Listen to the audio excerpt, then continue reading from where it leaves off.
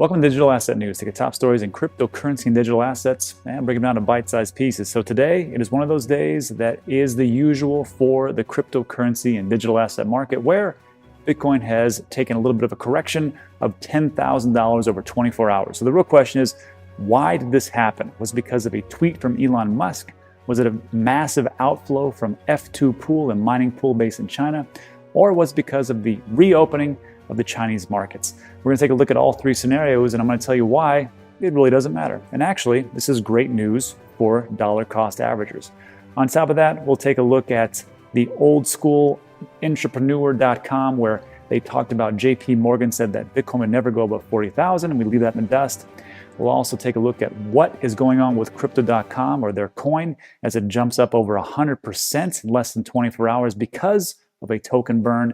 And finally, the CEO of Ledger comes out and has a AMA, which is going to be scheduled for this Friday. And I've always said, it doesn't matter what happened as far as a scandal or a breach, it is all how you handle it. So we'll take a look at all that, but let's take a look at what's going on in the market right now, which is today. So we're looking at, today is February 22nd, 10 a.m. El Paso, Texas time. Not a bad day so far. I mean, as far as weather-wise, not so great for the market. And if you're new to the market and you've come over from the traditional space, welcome. Congratulations. What a great day to start on your journey of cryptocurrency. But just know that these days are common and it's not a big deal. And actually, if you look at it in the right way, when you take a look at these huge dips, you can just take a step back and go, you know what? These are great sales. When you go into any kind of store, any kind of it doesn't matter if it is a clothing store, electronic store, whatever else. When you see something 10% off, 20% off, what do you usually do? You usually want to buy it. It's amazing to me how people just look at these different types of things as far as the market goes and go, oh my God, it's 20%, I got to get rid of it. Instead of looking and going, wow, what a flash sale. I used to have that same mentality. It just, as years has hardened me into this market, it just is like another great day to pick up some really cheap cryptocurrency and digital assets, because I know where they're going. And they're not going south. They will always rebound. And what goes up must come down. But these are the days that you live for as far as an investor. So Bitcoin right now is at 53,000. It looks like it dropped 7%. Hey, not too bad. Ethereum dropped over 10% though. Wow, 1727. And we did a video yesterday, and I talked about how I was concerned about the market. It was very difficult for me to sell. I'll link this at the very end. And I sold some of my Ethereum at $2,000. Now, does this make me Nostradamus and I can predict everything? No, I just got lucky. That's really what it comes down to. I'm just an investor. I'm not a trader. I do a little bit of trading, but it's like 5%, 3 to 5% of my portfolio. I don't like to trade that much. It just doesn't really work out for me. But it is fun, and I'm learning from the guys over there at Market Rebellion, also from Trade the Chain. So when I do these things, people, after that video, like, you're an idiot. You got to stop selling because it's only going to go to the moon. Well, here we are. So you just have to remember that just pick your price points and whatever your goals are, whatever you're comfortable with, because my goals are not your goals. Just take a look at the market as, just opportunities abound, and this is one of those days. Binance coin number 3, it had a massive run, but it's even that retraced 13%. Tether's Tether, nobody cares. Polkadot, still at $35, but it's down. Everything's down, let's just be honest, except for XRP. Congratulations, XRP. This is your day, right? Everything's down. You guys are up 6%. Congratulations. That's amazing. And then everything else is pretty much, just going down, down, down. But there is one. Crypto.com is up 60% in the 24-hour time frame. What's going on? Actually, is it 60%? Yeah, 24-hour time. And in the last hour, it went down a little bit. But we're going to talk about why it is going up so much. And it totally makes sense. I don't really know why they did this huge burn, but we'll go over that in a bit. So it looks pretty good. Let's just do like the 1 hour projected range. And so I would like to do this to see what could potentially goes up. LA token, no idea what that is, but apparently it could go up 26%. Or with 90% assurance, it's going to go up 6.85%. And this is from Trade the Chain, because they do all the different sentiment analysis. Utrust, Bitcoin Gold, I wouldn't touch that, but okay. Engine Coin, that's a good one. I used to actually have Engine Coin. Pretty good for NFTs and gameplay and stuff like that. Tomo Chain, BitTorrent. Oh, my friend George is going to love this. 8% up potentially. So, and then Crypto.com. You never know where that's going to go. So that's what's going on this side. Let's just delve into what is really going on as far as the market. So um, this was just a screen capture I had over there at CoinGecko, and it just shows you the veracity or just how amazing these things can dip. And we saw a pretty big dip right here, 58,307 down to 49,116. So not 10,000 exactly, but pretty darn close. Again, if you're in the market, just get used to this. 10% isn't a big deal. 20%, nah. 30%, all right, now we're talking. 40%, I'm listening, and then on you go. So this is not the traditional market space. Some people, in the traditional market, are like, hey, we went up 10% or whatever. I'm like, that's a Tuesday for us. Who cares? So this is just a different space, and no need to worry about it because it's volatile, and 10% swings, not a big deal. 20%, we'll probably see a retracement. We're already up back up to 53,000. So look, you just got to take it with a grain of salt. So what's going on? All right, so we'll talk about it. So Elon Musk said on a tweet, and he just talked about, I'm gonna go this very quickly because it's kind of goofy. Elon Musk said, hey, there might be things might be overvalued as far as the crypto market, but it is less, he said it's less dumb money than fiat. Like, it makes sense. That's the whole story. So, okay, we got that one. And then the second one is, this was from, let me minimize this. Actually, let me blow this up so you can actually see it. I should have done this before. Yeah, this is from friends of the show, George over there at CryptoZaurus, who just hit 104,000 viewers. Congratulations, George over at CryptoZaurus, and he's always got this great data right here from Crypto Quant. And he talks about how there's this huge outflow, which you can see. You can't see my mouse, unfortunately, but it said 1.6 billion worth, and then he talks about how MicroStrategy should gobble it up for these institutions. However, when we take a look at this, we're like, that's a lot of Bitcoin for these miners to dump. And if you don't know F2 Pool, it's one of the 5 big mining pools there based in China. But remember, they're a mining pool, so all the different people, different miners will connect to them, but they have a lot of their rigs right there, I suppose.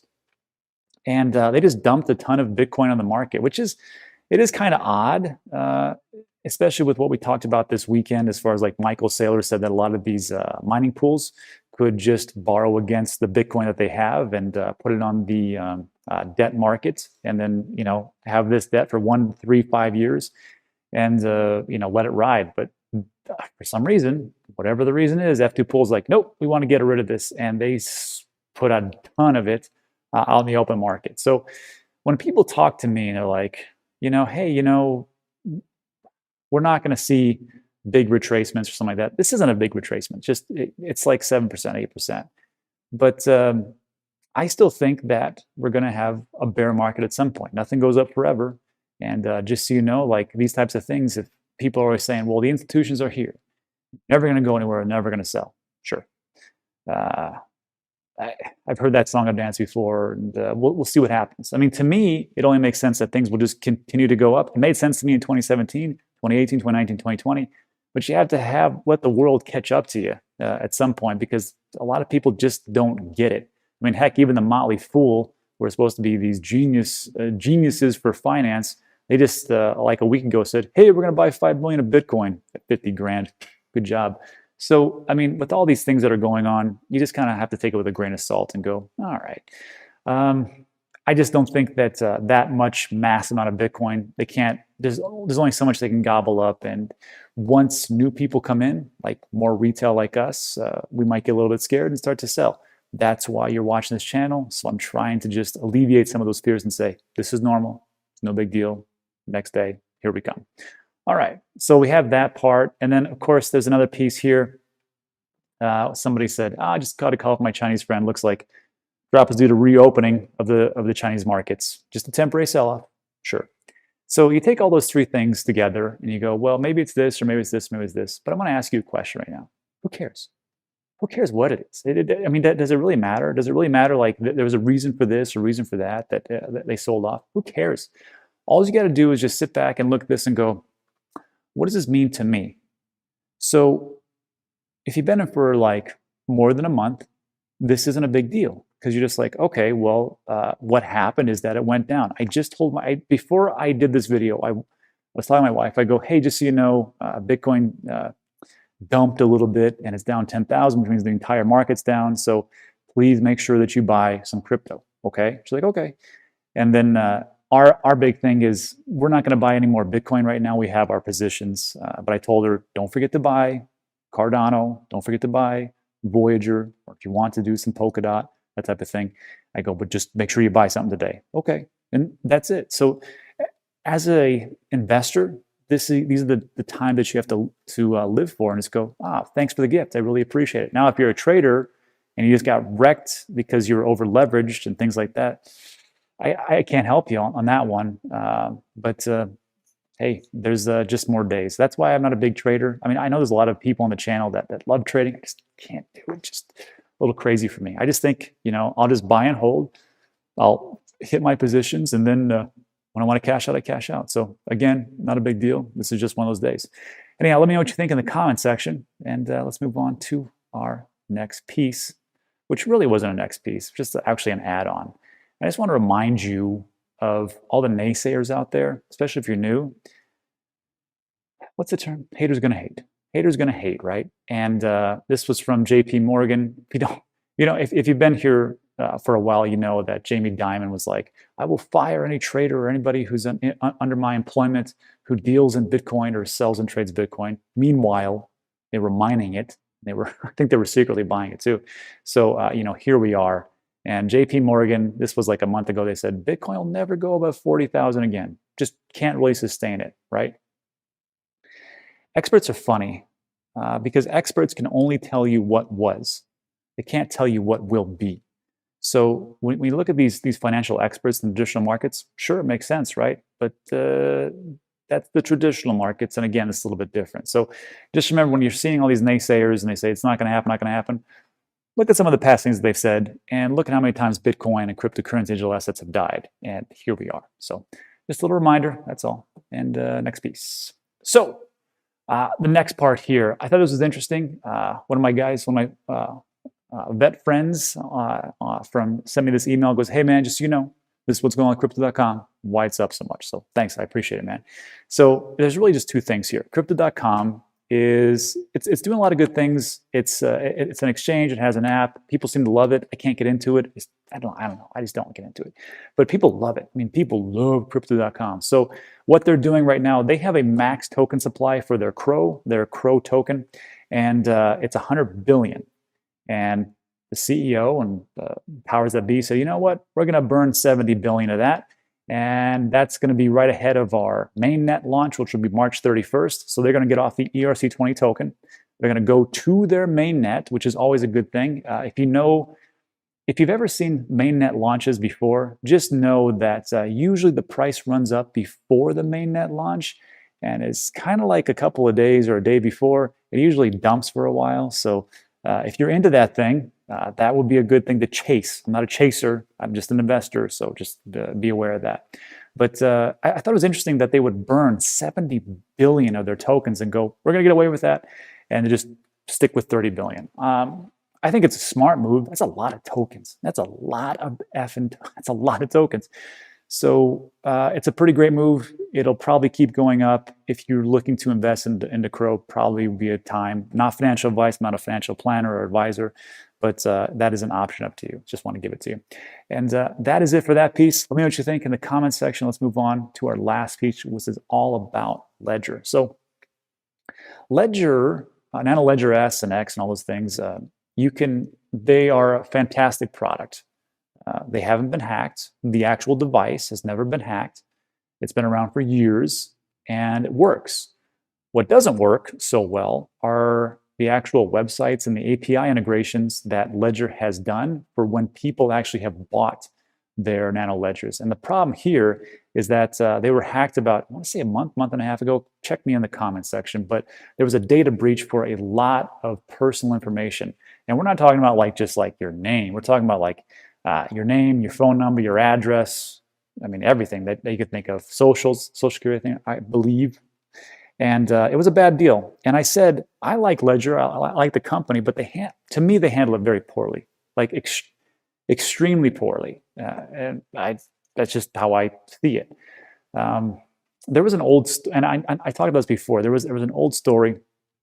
It was, I believe it was Tylenol or aspirin, one of those two. This is back in the early 80s. Someone was poisoning the bottles. They would open them up and they would put in, I think it was cyanide. And people would die from it.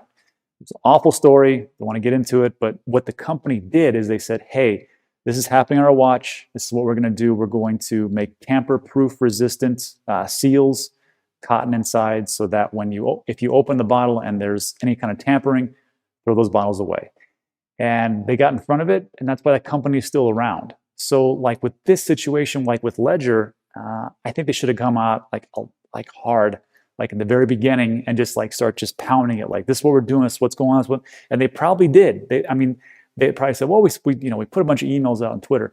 There's nothing better than a person's face talking to you about what they screwed up on and how they were going to fix it. That is the best thing of all time. So again, I've made many mistakes in my businesses, and I'm always, I try to be the first one to go, I messed up, this is what we're going to do, I'll fix it, and then we go from there. And it usually works out pretty well. So just so you know, I'll link this in the description. They're going to have, looks like this, Matt Johnson, the CI, the Chief Information Security Officer. He's going to be there on Friday, February 26th to do an AMA about what's going on a month later. I guess better late than never. So that's what we got today. That's what's happening. So that's it for today. Thanks so much for watching. If you liked it, I'll go ahead and give it a thumbs up. If you want to hear more things like this, consider subscribing, because a lot of things we talk about are time sensitive, like all the stories we just reviewed. And finally, if you'd like these types of videos, I'm going to link 2 more on the left and right. I'll let YouTube do its magic. And that is it for today. So thanks so much for dropping by. I appreciate it. And I'll see you on the next one.